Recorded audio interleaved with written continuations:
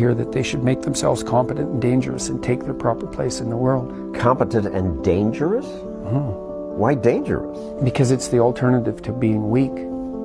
And weak is not good. How is it good to be dangerous? Because it makes you formidable.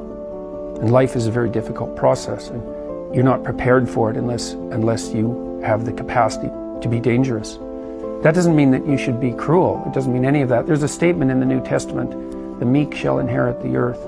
But the meek isn't well translated. It means something more like, those who have swords and know how to use them but keep them sheathed will inherit the world. That's a way better way of thinking about it. You have to be powerful and formidable and then peaceful, in that order, right? And that's not the same as being naive and weak and harmless, which is what young men are being encouraged to be. It's like, that's a very bad idea. It's a very bad idea. Because naive, weak, and harmless means that you can't withstand the tragedies of life. You can't bear any responsibility. You'll end up bitter. And when you get bitter, then you get dangerous. But one thing I'm not getting, there's a big difference between letting people do something for themselves and saying men should be dangerous. By dangerous, that implies I should be ready to threaten someone, to hurt somebody. No, you should be capable of it. But that doesn't mean you should use it.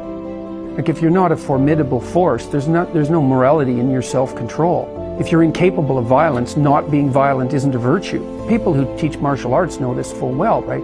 If you learn a martial art, you learn to be dangerous, but simultaneously you learn to control it. Both of those come together. And the combination of that capacity for danger and the capacity for control is what brings about the virtue. Otherwise, you confuse weakness with moral virtue. I'm harmless, therefore I'm good. It's like, no, that isn't how it works. That isn't how it works at all. If you're harmless, you're just weak. And if you're weak, you're not going to be good. You can't be, because it takes strength to be good. It's very difficult to be good. 抖音